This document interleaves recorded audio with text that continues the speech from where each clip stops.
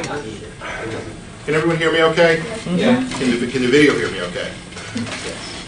My name is Ira Matetsky. I'm Wikipedia. I'm Newyorkbrad. Brad's my middle name. New York is where I live. I picked that username when I thought I'd be writing about 2 articles. So there's no creativity involved. I wanted to talk this morning about a topic that's been mentioned over the past couple of days, which is what we call in wiki shorthand the BLP issue, the BLP problem. Biographies of living people. We have close to 3 million articles right now.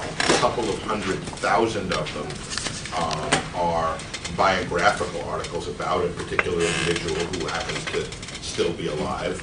And of course, the same issues can arise in virtually any other article that happens to mention a person.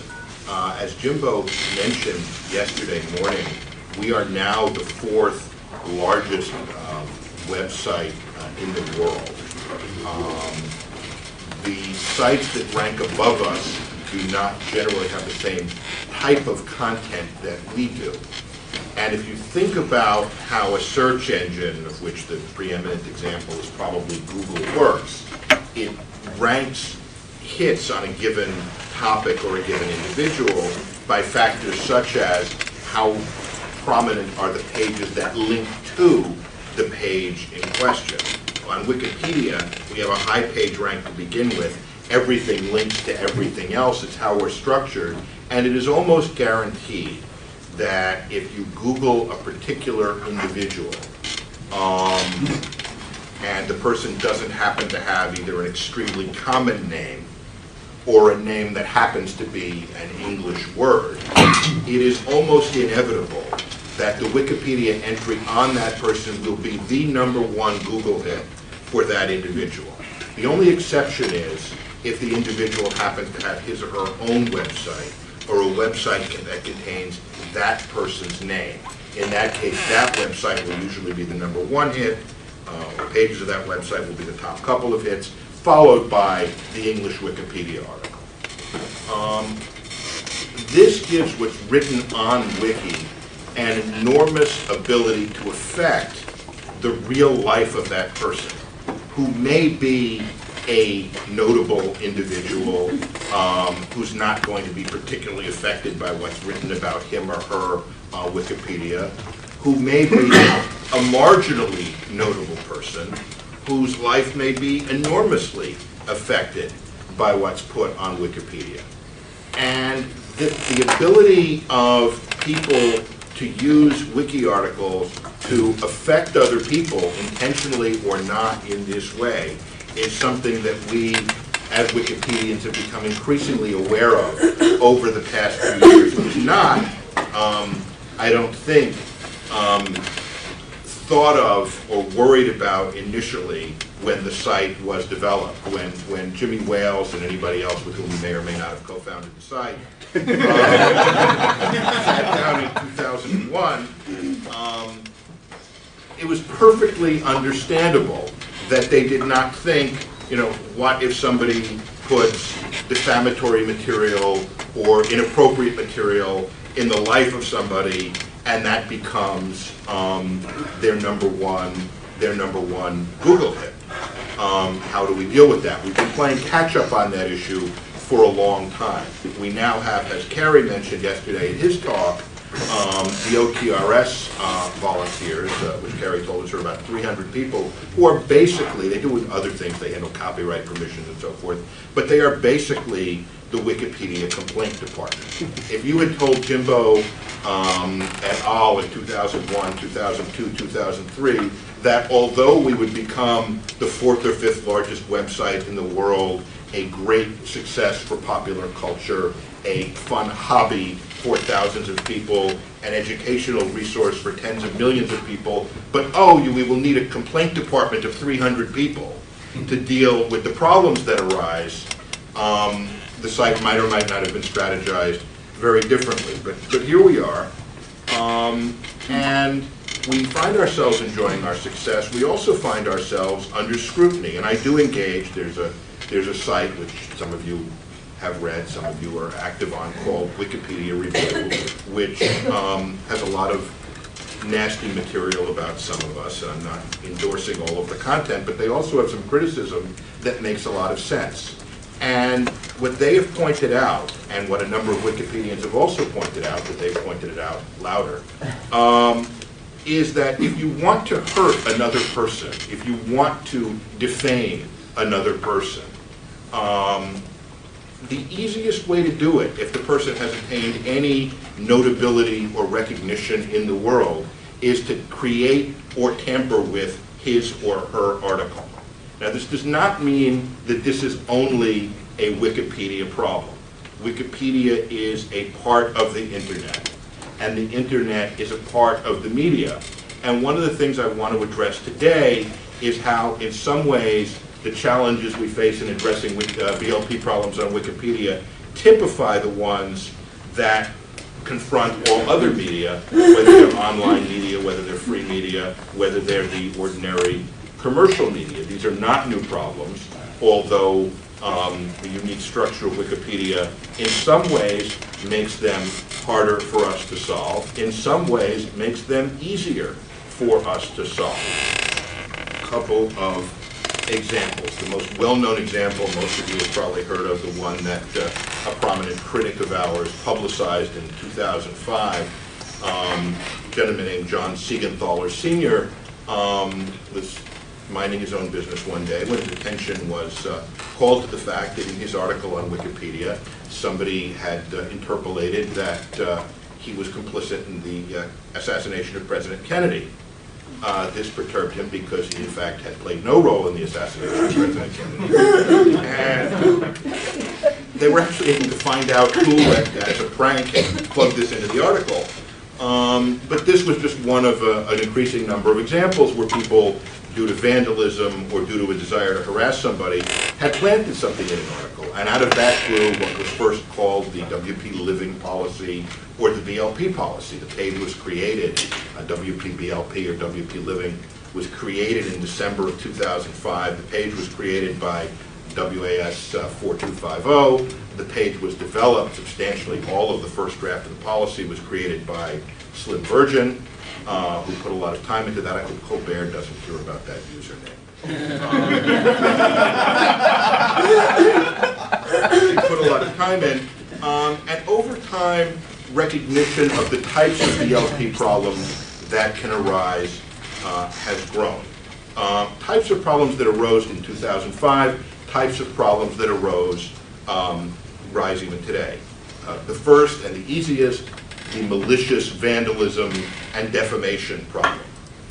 In 2007, I think it was, a prominent Turkish scholar was detained. He was going to Canada to give a speech, and he was detained at immigration at the airport in, I forget whether it was Toronto or Montreal, for several hours on suspicion of having some role in connection with some terrorist group.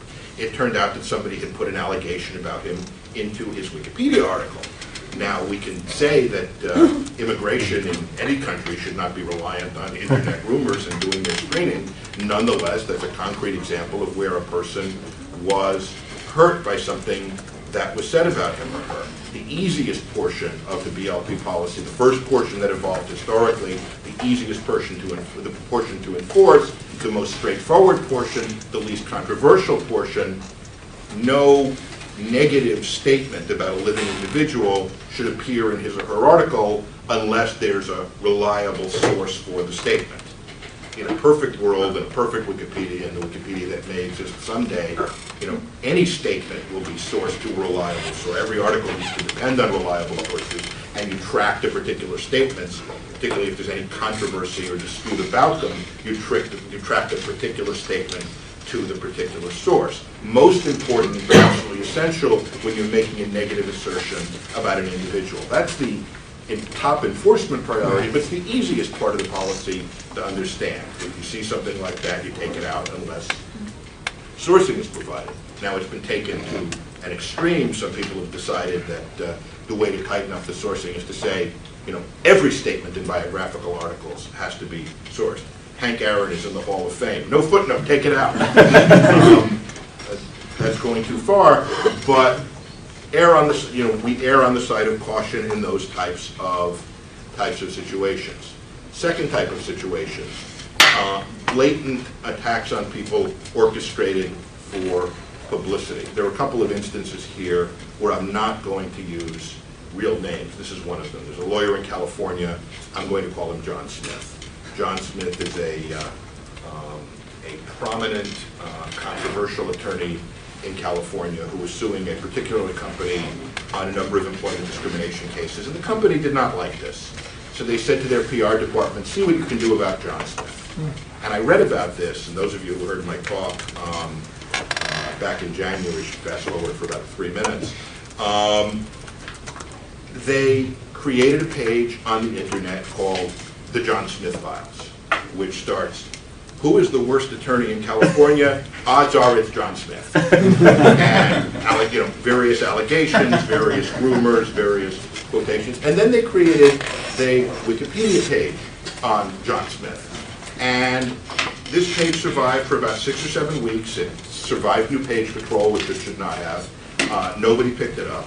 And it was just a blatant attack, basically recapitulating the same thing.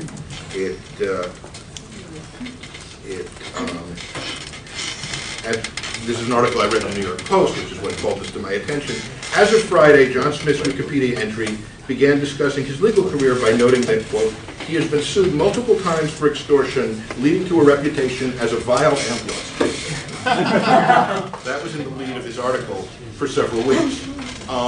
The PR agency, and there were some emails that were leaked from there apparently, bragged to their client. The #1 and #2 Google hits on this person are the John Smith Files and his Wikipedia entry.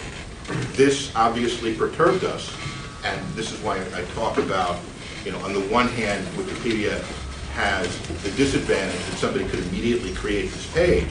We also had the advantage that the moment we found out about it, I don't know any articles about it, my competition, I'm a lawyer myself, but we talked about it, and an administrator pressed the delete button, and that article is gone. Fortunately, it didn't appear to have been picked up by any of the numerous mirror sites or by Deletionpedia, which is a site that now specializes in publicizing all the things that are deleted.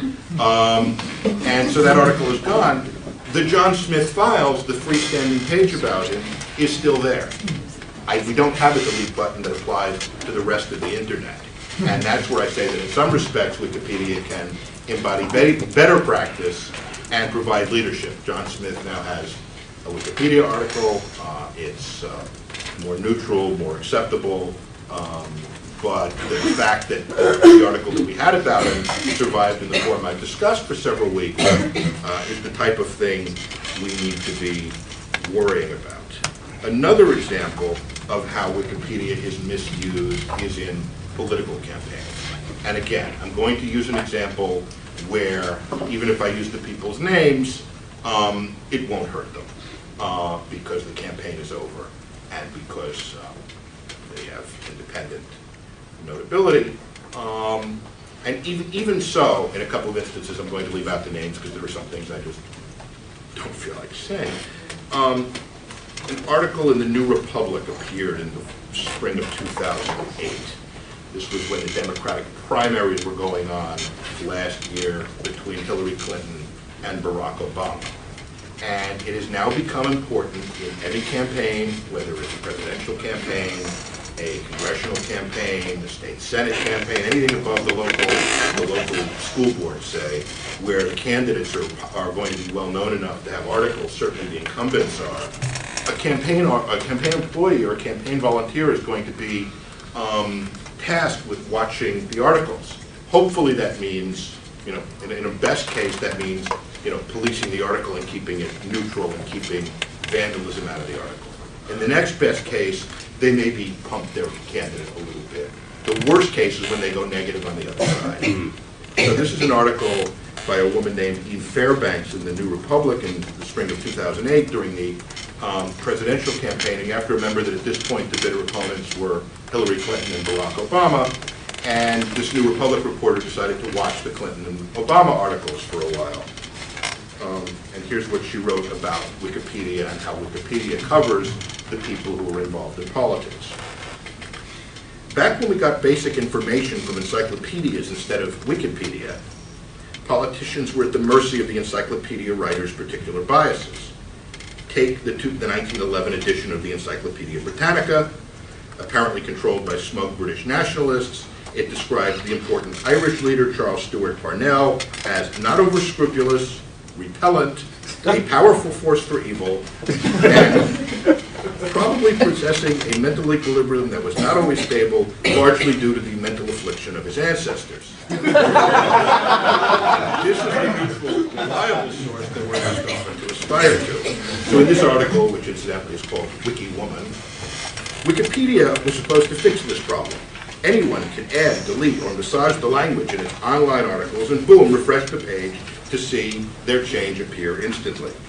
The volunteer contributors or editors discuss their changes on the talk page and eventually, so the theory goes, merge their different perspectives on various subjects into something truly neutral and authoritative. But after you see what happens when two warring Democratic candidates are thrown to the mercy of the Wikipedians, you start to yearn for the 1911 Britannica. There was the day in February when an editor replaced the photo of Hillary on her Wikipedia page with a picture of a walrus. Then there was the day this month when a Hillary supporter changed Obama's bio so that it referred to him as a keen American politician. These types of hostile edits are usually fixed quickly by other Wikipedia users. Often it's the more arcane distinctions on the candidates' pages that provoke the bitterest of the war. Recently, an angry battle broke out on Hillary's page over whether to describe her as a leading candidate for the Democratic nomination or just a candidate, since each phrase involves a different shade of judgment on her chances of winning the nomination. 5 minutes after an Obama supporter deleted leading, another editor put it back. 7 minutes after that, the word was deleted again. On it went with different Wikipedia editors debating the significance of Hillary's delegate deficit, each accusing the other of point of view. At around 6 in the morning, completing the atmosphere of complete pandemonium, somebody replaced one of the candidates' whole page with the words, "It has been reported that this candidate has contracted a disease due to intercourse with an orangutan." It is probably the case, and again, I've chosen this silly example because it's not going to hurt either Mrs. Clinton or Mr. Obama that somebody's putting that kind of nonsense in those types of articles. Hundreds of people are watching the articles, they get reverted. But if that can be done in that article, it can be done on any other article. It doesn't do anything for the reputation of the project. It doesn't do anything for the reputation of the project. It doesn't do anything for the candidates. And how do we avoid this sort of thing? So the first type of problem, the blatant vandalism problem. The second type of problem, the orchestrated attack problem. The third type of problem, just deliberate harassment on Wikipedia, in the media as a whole. At the beginning of 2006, there was a person, a completely not well-known person, college age or above, bought a new computer, sold his old laptop to somebody, friend or an ex-friend. It didn't work properly. The guy wanted his money back. So this guy wouldn't give him his money back. He hadn't completely erased the hard drive. On the hard drive was a lot of personal information about this individual. And as revenge, the person posted the entire contents of this hard drive onto the internet, creating a weblog on Blogspot or one of those type of things about this intimate secrets of this person's life. These revelations, it was reported in the British tabloids, completely ruined this person's life. And this did not start on Wikipedia. This started with this individual and then with the newspapers that ran with it. But somebody created a Wikipedia article. I looked at this article about a relatively not known person who was having this information now smeared all over the world with links to this attack blog for no apparent reason. And I forget what I was in admin yet. I listed it on AFD saying we don't need to report this type of thing to be a reliable encyclopedia.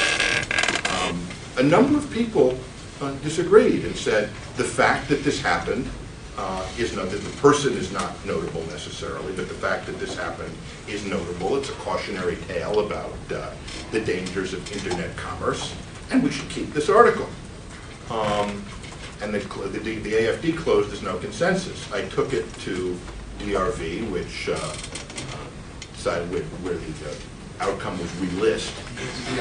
The DRV deletion review is sort of appeal from whether an article should be deleted from the encyclopedia or not. The verdict on appeal was send it back for a relist, and on the second try, we managed to delete this particular article, and I felt very good very good about myself. I thought we had improved the ability of this person to get beyond the revenge attack that this malicious individual had taken on him, or so I thought. That was 2 years ago. I Googled his name last night. The attack blog itself is still there. It's still being updated. The newspaper articles are all still there. I felt good about myself. Wikipedia did the right thing in this instance, but we've accomplished nothing for this person. Wikipedia is only a small part of the whole internet, and as I said before, we don't have the delete button that go on all the other pages. I was interviewed a couple of months ago in conjunction with the Scientology arbitration case by a reporter for the New York Times. The New York Times has now digitized and placed online, mostly for free. I think there are a few years you still have to pay for. But even there, the first paragraph is free. And most of the content is free. And most of the content has now been Google indexed. So anyone who has ever mentioned the New York Times also has a fairly high ranking on Google. And what that means, and that sounds like a great triumph for free information and free access to information and easing resources. I remember when I was in the old days wanting to do research in the New York Times, you had to look at those old microfilms, which even when my eyes were younger than they are now, were difficult. I see somebody miming turning a crank or pressing the button. You had to look at the indexes, which are semi-annual. It was a major pain in the neck. You couldn't find anything. Now it's all there. You type it into Google, there it is. That's a great triumph for free information, right? Right. Everybody who has ever mentioned the New York Times for something stupid they did when they were 19, on page C17 on a slow news day, who doesn't have a Wikipedia article, that's going to be their number one. There's no such thing as privacy anymore. Something in the sense that anything that has more and more newspapers are being listed, more and more TV shows are having their transcripts posted. If you have unless you have it, as I say, an unusually common name or a name that happens to overlap with the name of an English word, there are not going to be many secrets in the internet age. And again, Wikipedia is a part of that. Wikipedia is not all of that. Some people have given a lot of thought to how to deal with these issues. Some people have given very little thought to these issues. One group of people who are catching up with these issues are the court system. Legal documents in new cases are now available. Most of the time so far they're only available as PDFs, so they're not necessarily indexed. Over the next few years that will change. A few months ago, practicing lawyers got a bulletin from the court system. You should be aware that everything you file in a legal document will now be available for free to the general public. Therefore, you are required to not include anybody's social security number or full birth date. You can include medical records, driver's license numbers. Basically the concern was with identity theft. The fact that every allegation, whether it turns out to be true, whether it turns out to be false, whether it turns out to have been something confidential that should not have been put in the public record, that's all going to be out there. As a practicing lawyer, when I'm researching an adversary, I love it. When I worry about the effect of privacy that this is going to have on people's privacy, it's very, very concerning. And again, this is a problem for Wikipedia because anybody can create an article on everybody else, but we can delete them when we want to. In the spring of 2007, a number of these privacy-related deletion or BLP issues came to a head all around the same time. Again, if the information is false, it's not controversial to delete it. If the information is disputed and it's not sourced, it's not controversial to delete it. If the information is about somebody who's not notable, it will be criteria for notability are always a gray area. In principle, if it's not notable, if the person is not notable, the article gets deleted. What about situations where the person is at least acceptably notable? Let's assume. Where the information is reliably sourced, where the information, there's no reasonable doubt, is actually true. Well, that stays in, right?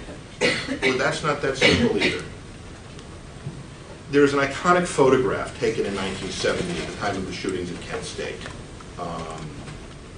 There is a girl who looks older but turned out to be only 14, staring down in great horror at the bodies of the students who've just been shot. This is an iconic photograph. You have all seen it. And it's been decided on Wikipedia that the girl, who is now in her 50s or late 40s, I suppose, I haven't done the math, that the girl in this photograph, by virtue of having been in this photograph, is notable. In and of itself, that may be right, that may be wrong. So-and-so is the girl who was in this photograph. She later graduated from college, and she went on to do Y and Z. She hasn't done anything else particularly notable.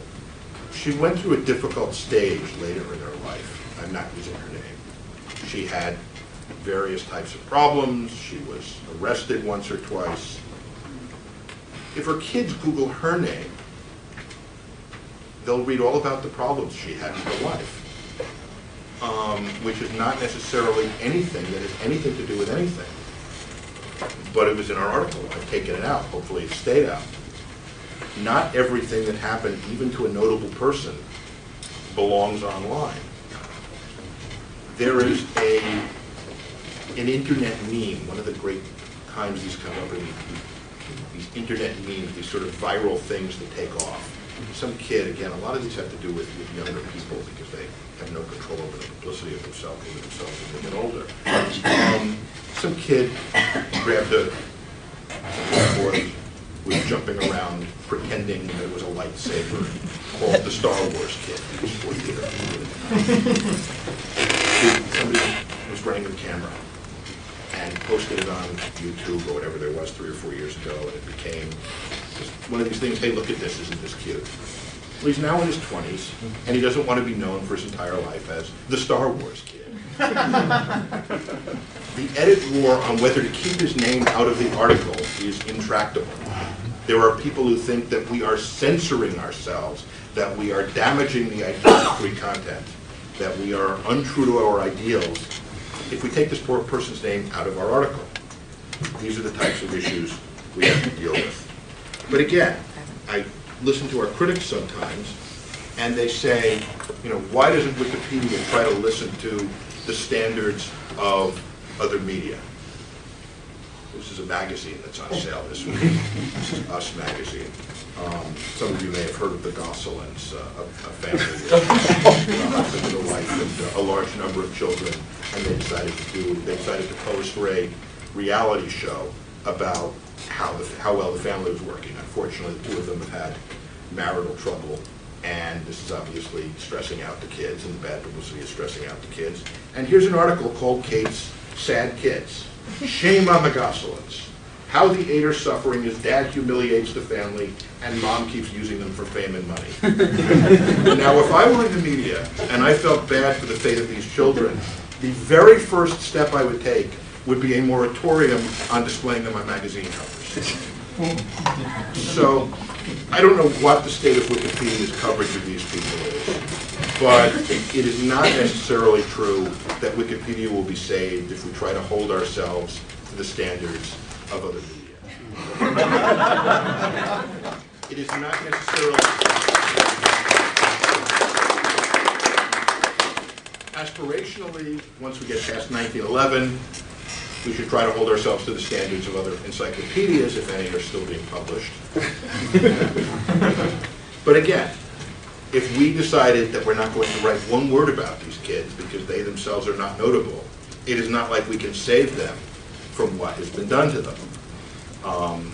Another example here, and then I want to move to a different topic before I close. Another example here is a deletion that I was part of in May of 2007. again, when a number of these issues were coming to a head. I believe it was Colorado, there was a horrible incident in which two kids were kidnapped and very badly mistreated over, in one case, a period of several days, in another case, a period of several years. These were not otherwise notable individuals. They were the subject of Wikipedia articles which were well written, not defamatory, reliably sourced, composed entirely of truthful material, that on such and such date, so-and-so was kidnapped by so-and-so, and this was done to him and that was done to him, and fortunately he was rescued and now he's fine. That was the content of the articles. And I said to myself, I was a new administrator with my new shiny buttons, and I said to myself, somebody raised on the talk page the question of, do these articles belong here? And I said, they really don't. And so I deleted them. This was a unique experience for me as an administrator. The community in some ways has been very kind to Newyorkbrad. This was my main experience of being hated. Newyorkbrad should be barred from administrator actions for at least a week as punishment for his actions. Restore both articles and permanently remove Newyorkbrad as administrator for his disgusting, arbitrary, and grotesque censorship. What are we going to do now? Remove all the names from Wikipedia? This will be the end of Wikipedia as a serious source. Newyorkbrad should be reprimanded for his blatant disregard of other people's work. We might as well keep them deleted and start a new wiki site where the self-appointed censors can't delete the legitimately sourced information based on their own superior moral values. If the source says 11-year-old Johnny Jones was born on March 1st, 1990, got kidnapped and raped 654 times, the new site should print the information. Those who want the censored information can go to Wikipedia or the Chinese internet. Okay, I'm playing a little bit. That guy was fantasy troll.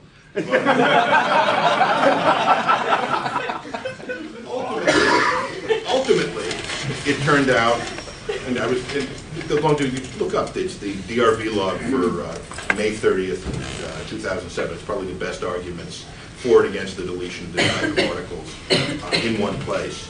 And it turned out I'd gotten it wrong. Far from seeking to conceal what had happened to him, Sean Hornbeck, the kid who'd been kidnapped for 4 years, has founded the Sean Hornbeck Foundation to raise awareness of missing children. He didn't particularly appreciate that we had deleted his article. That's now a redirect to Sean Hornbeck Foundation, which is where it should go. The other kid's article is a redirect to, decided I was right. He didn't deserve an article of his own. He wasn't particularly notable. They redirected his article to the name of the kidnapper. Now, what I didn't realize at the time, this was pointed out to me by Daniel Brandt, is that on the way redirects are set up on Wikipedia, a redirect carries all the Google juice of the original article. So now instead of reading about Ben and whatever he may or may not go on to accomplish, the #1 Google hit is the name of the person who kidnapped him. I don't know that I necessarily achieved a great victory here. But it doesn't matter, because 900 other normally even the American press doesn't print the names of minors who are victims of this type of crime. But these were missing children for many years. There was a huge publicity machine. You can't reel that back in. Those articles will be there forever, too. Nothing we do on Wikipedia is going to change the realities here. But this all came to a head in the spring of 2007. We had, for those of you who were around then, the Brian Peppers case. We had the, pardon me, we had the fat Chinese kid case. There was just another one of these internet memes about a slightly overweight Chinese boy, and it said that this became a huge thing, and we had an article.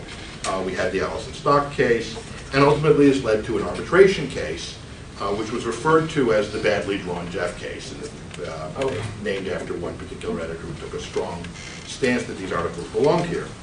And the community was very, very badly divided between those who thought that if it's in the papers, nothing we do is making the problem any worse for these people, and we might as well have reliable encyclopedic coverage of these notable events, and at least we'll get something out of it. And the person will have some assurance that the #1 Google will be a little bit reliable. And the people who thought that we should not, eventually this coverage might fade away, and we should not be sullying the encyclopedia with material that was just created to hurt other people. Ultimately, the ARPCOM ruled. The ARPCOM is not supposed to make policy. They cheated a little bit in this instance. Kirill wrote the opinion. Implicit in the BLP policy is the understanding that Wikipedia articles should respect the basic dignity of their subject. Wikipedia aims to be a reputable encyclopedia, not a tabloid. Our articles must not serve primarily to mock or disparage their subjects, whether directly or indirectly. This is of particularly profound importance when dealing with individuals whose notability stems largely from their being victims of other people's actions. Wikipedia editors must not act, intentionally or otherwise, in a way that amounts to participating in or prolonging the victimization. And that's now been written into the DLP policy.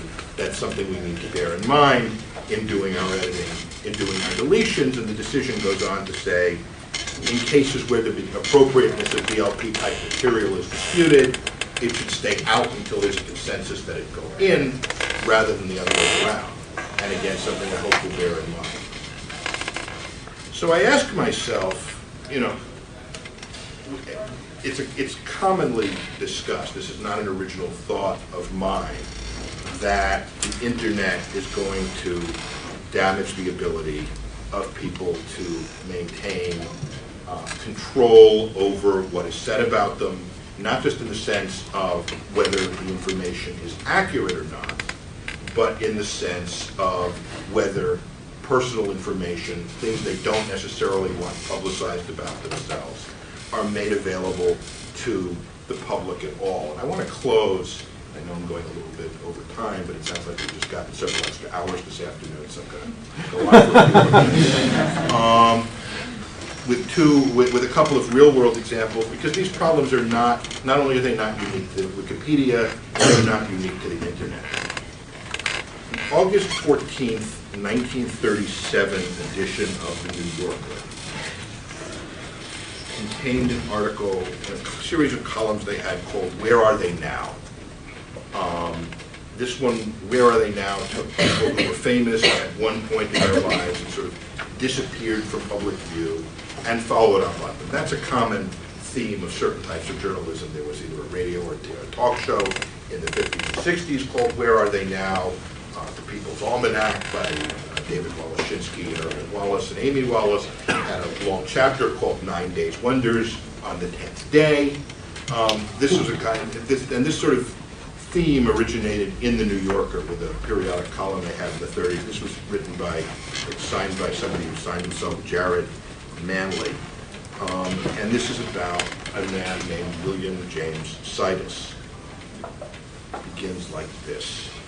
One snowy January evening in 1910, about 100 professors and advanced students of mathematics from Harvard University gathered in a lecture hall in Cambridge, Massachusetts, to listen to a speaker by the name of William James Sidis. He had never addressed an audience before, and he was abashed and a little awkward at the start. His listeners had to attend closely, for he spoke in a small voice that did not carry well, and he punctuated his talk with nervous, shrill laughter. A thatch of fair hair fell far over his forehead, and keen blue eyes peered out from what one of those present later described as a pixie-like face. The speaker wore black velvet knickers. He was 11 years old. Wow. This is a child prodigy pushed by his parents, addressing a crowd at Harvard about, the topic was four-dimensional bodies. He was brilliant. He was destined to go far, and his life did not work out that way. The article picks up 25 years later. This is, again, 1937. Sidis is about 38. William James Sidis lives today, at the age of 39, in a hall bedroom of Boston's shabby South End. For a picture of him and his activities, this author is indebted to a young woman who recently succeeded in interviewing him.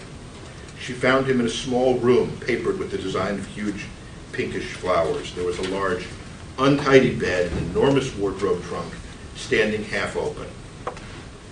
A map of the United States hung on one wall. On a table beside the door was a pack of streetcar transfers, neatly held together with an elastic.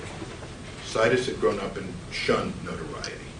He fled from the spotlight, did not pursue mathematics, and wanted to live a quiet, private life, working as a clerk and pursuing his hobbies, studying the history of the Indians in Massachusetts, and collecting and writing about streetcar transfers, the little tickets you were given if you were taking the subway or the bus in a city front. You needed to change to another route before there were Metro cards. This reporter had hunted him down. William Sidis, 39, is a large, heavy man with a prominent jaw, a thickish neck, and a reddish mustache. His light hair falls down over his brow as if the night he lectured to the professors in Cambridge. His eyes have an expression which varies from the ingenious to the wary. His visitor found in him a certain childlike charm. Sidis is employed now as usual as a clerk in a business house. He said that he never stays in one office long because his employers and fellow workers soon find out he is that famous boy wonder, and he can't tolerate it after that. The very sight of a mathematical formula makes me physically ill, he said. All I want to do is run an adding machine, but they won't let me alone. It came out that one time he was offered a job with a street railway company. The officials fondly believed the young wizard would somehow be able to solve all their technical problems. When he showed up for work, he was presented with a pile of blueprints, charts, and papers. One of the officials found him an hour later, weeping in the midst of it all. He said he couldn't bear responsibility or intricate thought of communication and computation except on an adding machine. He took his hat and went away. The article closes with his comment that all he wants is to be left alone. And it turns out that he was born on April Fool's Day. The caption of the article is April Fool. Sidis sued the New Yorker for invasion of privacy. Privacy is not a new concept. It was a relatively new concept of the law. It was introduced by Charles Warren and Louis Brandeis in 1890. Sidis sued the New Yorker here in Manhattan. The case was presented to a judge named John W. Goddard, Henry W. Goddard, whose stub I need to expand. Sidis lost. The court said that in the United States, you have the right to publish information that has any type of claim to notoriety. Sidis appealed to the Second Circuit Court of Appeals. For those of you who know what I do in real life or what I've written about, that was Learned Hand's court. Hand did not sit on this particular panel. This case went to a panel composed of Judge Clark and Judge Swan and Judge Patterson, who affirmed that Sidis had no case for invasion of privacy, that the freedom of the press came first. And from the point of view of the law, that was probably the correct result. It was almost certainly the correct result. The courts have enough trouble deciding what's libelous, what's true, and what's false, without also asking them to decide what deserves to be in the newspaper or not, deserves to be in the magazine or not. So the New Yorker got rid of the invasion of privacy case. They paid a few $100s, also a libel case. They'd gotten a couple of details wrong. They paid a few $100s to settle that case. And the precedent was set that within reason, you can print whatever you want. I'll give you one more example. Based on a, by the way, you might say to yourself, granted that the paper that it was held at the New Yorker had the right to print this, nonetheless, everybody must have agreed it was reprehensible to rip into the privacy of a private individual in this manner. Hopefully the reporter was told, don't do this again. Affected his career in some way, no. Jared Manley turns out to be the pseudonym for James Thurber, the humorist remembered for Thurber Carnival and My Life with Ross, The Years with Ross, and The Night the Bed Fell. Nobody thinks of him as somebody who violated the privacy of other people because he ripped away the veil that was shielding Sidis' life. Sidis, who was not a caricature, who lived a very full life, this is a biography by Amy Wallace, was never the same after this thing printed out. This thing was printed. It's a very, very sad case. Nobody thinks of it in conjunction with Thurber. Thurber is never known to have said anything about the effect that his article had on other human beings.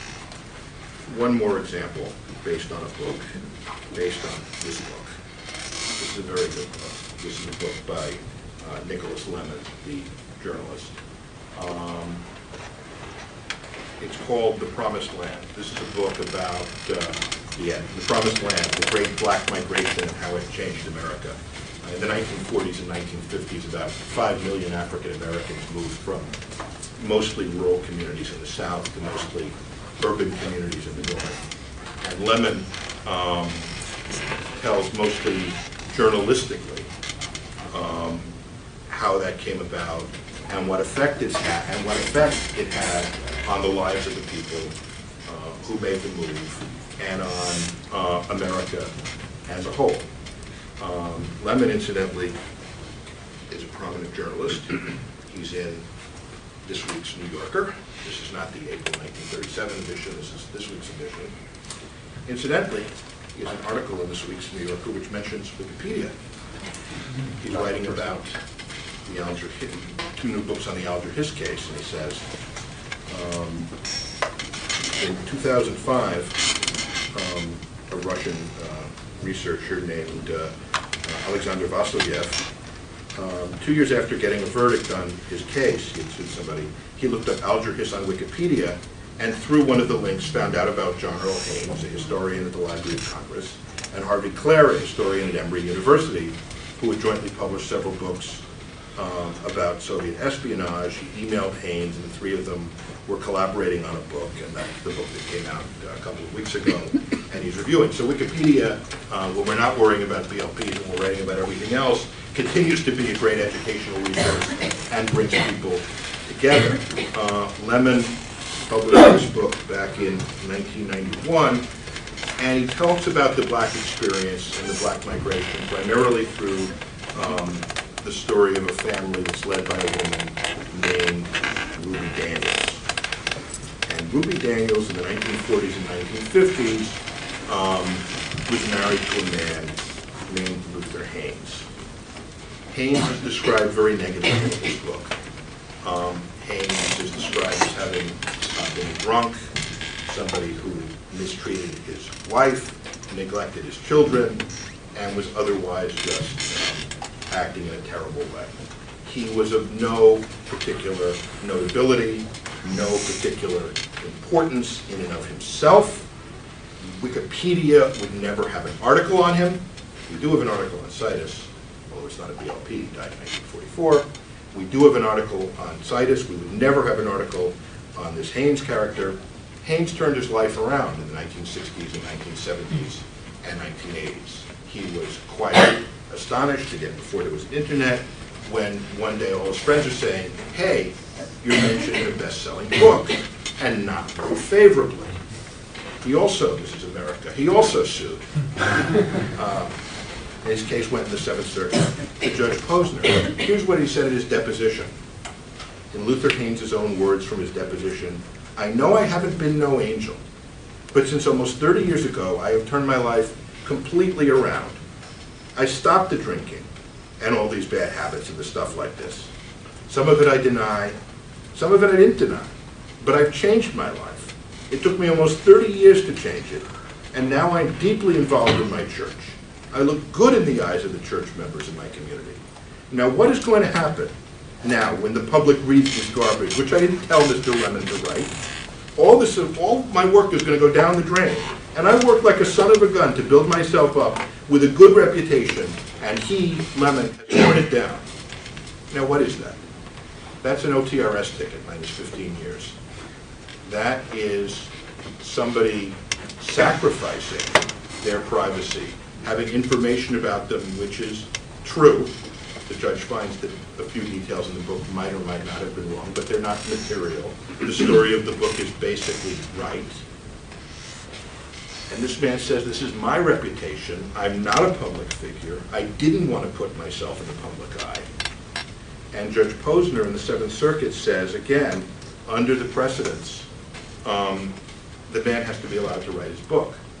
That although it's unfortunate if somebody loses reputation, if somebody loses its stature at the end of the day. The right to the information, the freedom of the information, comes first. And it's a long opinion, and I'll post a link to it on my user page, because he said it's not a 100% absolute right. There are extreme circumstances that one can imagine when one does not have the right to control the dissemination of the information about yourself. But those are going to be very rare. It's very rare in modern America, and I'm only talking about American cases. When I do this talk with Argentina next month, it's going to have to globalize on the topic, because I'm only talking about the American cases. As a matter of law, there are going to be very, very few constraints on what truthful information we can post on Wikipedia. We're going to be governed by our good judgment, by our ethics, by our encyclopedia. We're not a news source per se, but let's face it, we don't have a rule. There's nothing that's written about until a certain amount of time after it happens. So for certain types of information, we are in effect journalists as well as encyclopedists. We are going to be governed by how well we hold to our ideas. And again, some of our critics very rightly expect from us not just the same standard of behavior that they expect from other media, but a higher standard. What has happened to Nicholas Lemon since he published this book? Yes, the court said he didn't have to pay any damages. His publisher didn't have to pay any damages for having revealed this past information about Luther Haynes, but was he hurt in his career? Was he admonished in some way? He's the dean of the Columbia Journalism School. It's not always clear what society does expect from the media, from the encyclopedia, from all of us as we decide what we're going to write about people.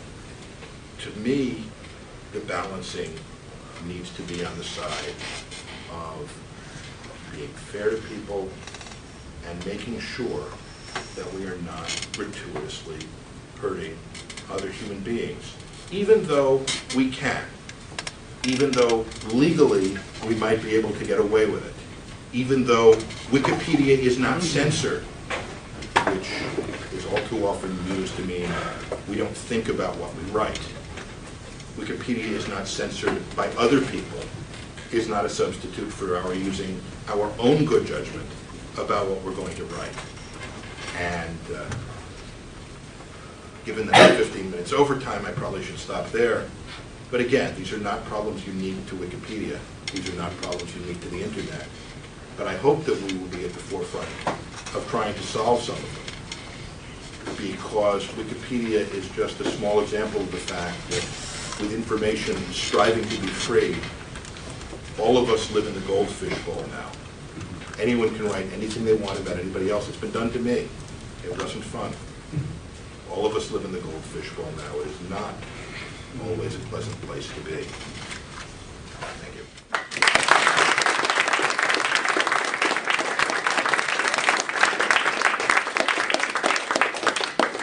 I'm happy to take questions if there's time. I know I've already blown the schedule. Well, it was a great talk that you did go over, so I'm going to suggest if people want to talk about this, you could use one of the open sessions for that. That's fine.